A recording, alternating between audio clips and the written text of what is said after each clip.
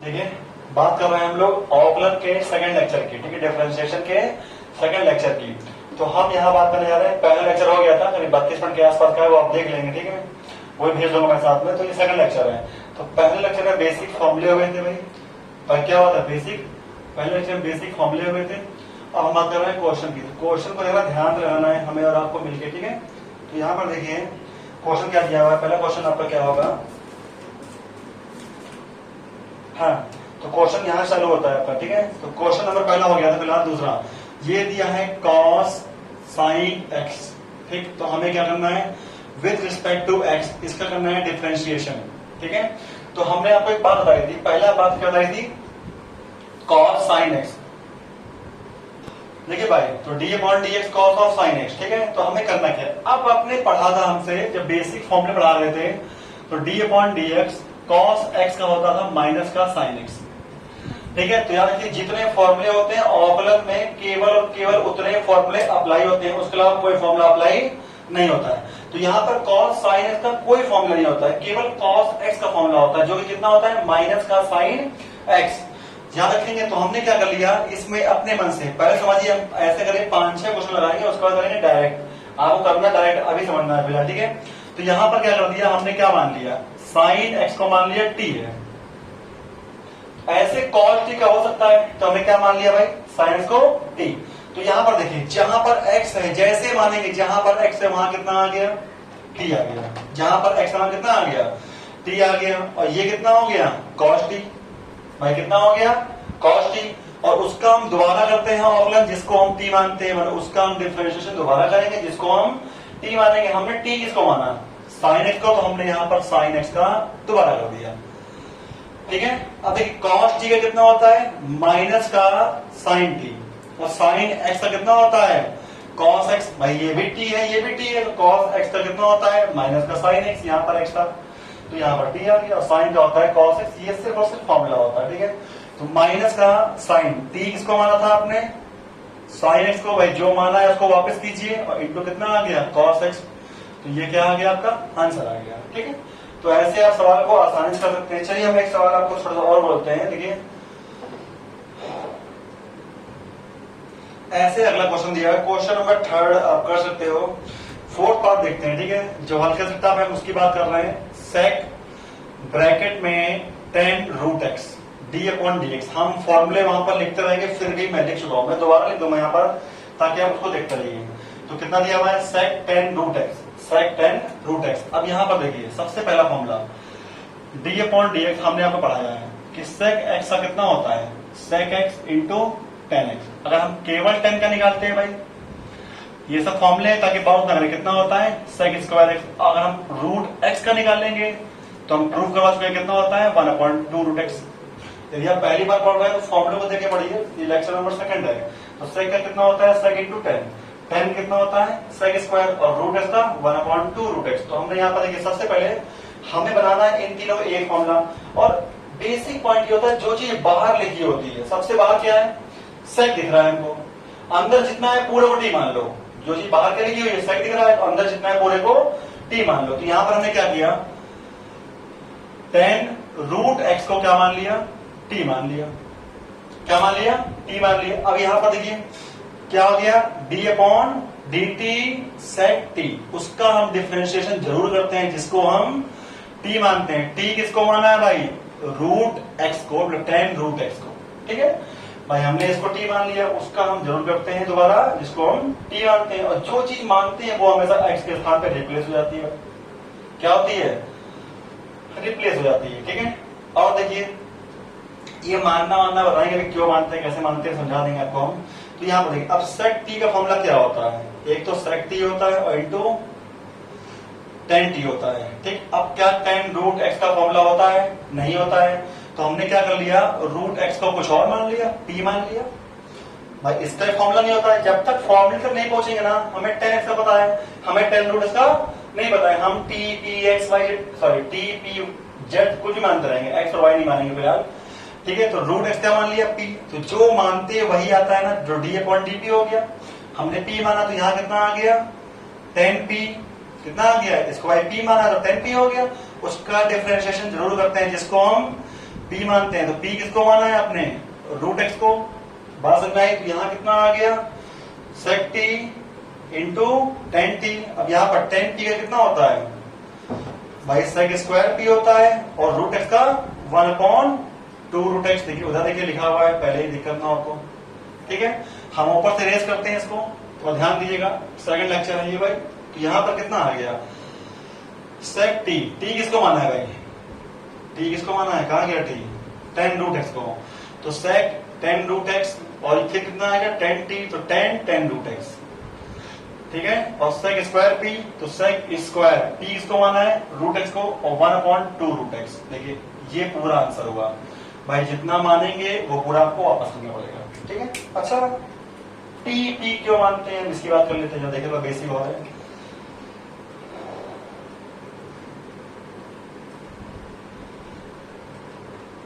देखिए दो कॉन्सेप्ट हम समझाते हैं। मान लीजिए हमने ऐसे सवाल ले लिया, हम कौन सा ले लिया, जैसे मान लीजिए हमने ले लिया साइन ए एक्स प्लस बी, क्या ले लिया, अब ध्यान रखिए साइन ए एक्स प्लस बी, हम ये बता रहे हैं पी मानते हैं, वहां डी टी क्यों आ जाता है, और ध्यान पड़ेगा भाई।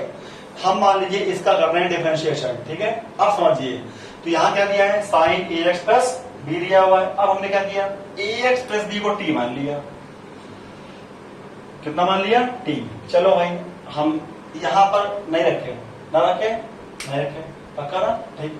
तो यहां पर क्या कर दिया हमने, d/dx रहने दिया, और यहां कितना आ गया, साइन टी आ गया। चलिए कुछ रखा, कुछ भी नहीं रखा, कुछ रखा नहीं ना, तो हमने नॉर्मली इसको टी माना। बता रहे हैं ऐसा क्यों होता है, ये चीज ऐसा क्यों होता है, इस पॉइंट की बात कर रहे हैं, हमने इसको टी माना। तो यहां कितना हो गया, d/dx साइन टी, क्योंकि x के रिस्पेक्ट में t का डिफरेंशिएशन तो जीरो होना चाहिए, मगर आप जीरो कर सकते नहीं हो, क्योंकि आपने x के फंक्शन को t माना है, इसलिए आप जीरो नहीं कर सकते। हमने क्या किया, यहां पर dt से मल्टीप्लाई किया और dt से डिवाइड किया, dt से मल्टीप्लाई dt डिवाइड। हम इस dt को यहां ले आएंगे, तो यहां कितना हो गया, d/dt sin t, और इस dx को यहां ले आएंगे, तो यहां कितना हो गया, dx/dt। बात समझ आया कि नहीं आया। अब करना क्या, d/dt sin t, इसका तो होगा भाई, साइन में कितना होता है, cos होता है, तो यहां तो कितना हो गया, cos t, इसका तो हो गया, इसका कितना हो गया, cos t, कितना हो गया, cos t। मगर यहां देखिए d/dx, सॉरी dt/dx, तो t क्या दिया है, ax प्लस का b, तो t का मान यहां रखो, रखा, तो यहां कितना आ गया, cos t। अब बताइए ax प्लस b दिया हुआ है ना, अब a x का होता है 1 और b कांस्टेंट है, कितना हो गया 0, तो कितना आ गया a cos t, a cos ax plus b। अब नॉर्मल दिमाग बना सकते हो, यहां पर करना डायरेक्ट। मान लो पूछा साइन ax प्लस b, तो आप बोलेंगे cos ax प्लस b, फिर चेक करो दिमाग में cos का कोफिशिएंट कितना होता है, तो cos का कोफिशिएंट कितना, सॉरी देखेंगे x का कोफिशिएंट कितना होता है, तो x का कोफिशिएंट कितना होता है, a होता है, कितना होता है a, तो हमने a से मल्टीप्लाई कर दिया। बस कंडीशन ये होनी चाहिए कि आप किसी भी x के कोफिशिएंट से मल्टीप्लाई कर सकते हो, मगर कंडीशन है कि x की पावर 1 होनी चाहिए। अगर x की पावर 1 नहीं है तो ऐसे आप डायरेक्ट शॉर्ट रिंग माइंड लाकर नहीं ला सकते हो, शॉर्टिंग नहीं होगी। x की पावर 1 होगी तो आप कोफिशिएंट से मल्टीप्लाई कर दो तो सीधे आंसर आ जाएगा, ठीक है। ये बात याद रखेंगे। देखिए आगे बढ़ते हैं हम लोग। ऐसे ही आपके लाइन से क्वेश्चन हो रहे हैं भाई, कोई छूट नहीं रहा भाई, क्या दिक्कत है। देखिए हम पढ़ते हैं नेक्स्ट कॉन्सेप्ट, क्या पढ़ते हैं, नेक्स्ट कॉन्सेप्ट, बहुत ध्यान से पढ़ना है और आराम से रिलैक्स होकर, ठीक है। हम बात करते हैं नेक्स्ट कॉन्सेप्ट की, तो ध्यान से पढ़ना है इसको, ठीक है। जैसे मान लीजिए यहां पर d/dx दिया हुआ, क्या दिया हुआ, d/dx, पहले हिंदी मीडियम वाले देख सकते हैं आप। तो d/dx देखिए fx मानिए gx मानिए, कोई फर्क नहीं पड़ता, हम सीधे कॉन्सेप्ट ले रहे हैं नॉर्मली, ठीक है। तो या तो लेते हैं, पहले लेते हैं अंश बटे हर, ऐसा दिया हुआ, ठीक, ये होता है डिवाइडेशन रूल, ठीक है। अंश बटे हर दिया हुआ तो फॉर्मूला क्या होता है आपका, हर का स्क्वायर करते हैं, याद रखेंगे हमेशा। अंश बटे हर दिया होगा, दोनों फंक्शन x के होने चाहिए, तो क्या करेंगे, हर का स्क्वायर करेंगे, और जिसका स्क्वायर करते हैं उसको हम रोक लेते हैं। हमने हर को क्या कर लिया, रोक लिया। हमने क्या लिखा, d/dx, हमने अंश का अवकलन किया, किसका अवकलन किया, अंश का अवकलन किया, फिर हमने लगाया माइनस, किसको रोक लिया, अंश को रोक लिया हमने, किसका अवकलन किया? हर का अवकलन किया। किसका किया? हर का। जैसे मान लो ऐसे दे लो थोड़ा बड़े फॉर्म में, ये मान लो ये दिया हो एफ एक्स और ये दिया हो जी एक्स, मान लो ऐसे दिया हो एफ एक्स अपॉन जी एक्स, तो यहां पर क्या करेंगे आप? हमने क्या कर दिया? जी ऑफ एक्स का होल स्क्वायर हो गया। ठीक, ऊपर हमने किसको रोका? जी ऑफ एक्स को रोका, और हमने किसका किया? एफ ऑफ एक्स का किया। ठीक, फिर क्या लगाया? माइनस, हमने किसको रोका? एफ ऑफ एक्स को रोका, और हमने किसका किया? जी ऑफ एक्स का किया। तो ये बेसिक कॉन्सेप्ट हो गया। तो ये फॉर्मूला आपको याद रखना है भाई। क्या करना है? ये फॉर्मूला आपको याद रखना है। देखिए यहां पर इतना हो गया। ठीक है, इंग्लिश मीडियम वाले भाई इसे क्या बोलते हैं? न्यूमरेटर से बोलते हैं, डिनोमिनेटर तो अपना देख लेंगे, एन अपॉन डी से कर लेंगे। ठीक, कोई दिक्कत नहीं नॉर्मली। अब बात करते हैं मल्टीप्लिकेशन की। जैसे मान लीजिए डी अपॉन डी एक्स दिया हो, नॉर्मली दो फंक्शन दिए हो, क्या दिया हो? एफ एक्स दिया हो और जी एक्स दिया हो, तो क्या करेंगे? किसी को भी एक मान लेते हैं, किसी को भी दो मान लेते हैं। डिफरेंशिएशन आसान होता है मगर इसके हेल्प से ही आप इंटीग्रेशन को सॉल्व कर पाएंगे। मैं ये बात फिर बोल रहा हूँ, सबसे मेन कड़ी आपकी डिफरेंशिएशन है, वरना आप मैथ में 50 नंबर पीछे हो जाओगे। इसके बिना आप इंटीग्रेशन लगा सकते नहीं हो भूल से भी। ठीक, तो मान लीजिए किसी को एक मान लिया, किसी को दो मान लिया, हमने किसी एक को रोका, जब एक को रोकेंगे तो दूसरे का करेंगे। किसका कर लिया हमने? दूसरे का। फिर हमने क्या कर लिया? दूसरे को रोका, और हमने किसका किया? पहले का। तो किसी एक को रोकते हैं, दूसरे करते हैं, फिर हम प्लस लगाते हैं, दूसरे को रोकते हैं, किसी एक को करते हैं। तो ये हो गया मल्टीप्लाई वाला रूल, और ये हो गया डिवाइड वाला रूल। ठीक है, तो ये रूल्स आप नोट कर लेंगे और आराम से पढ़ लेंगे। ठीक है, तो इस पर हम आगे सवाल लगाते हैं, थोड़ा सा ध्यान से देखेंगे।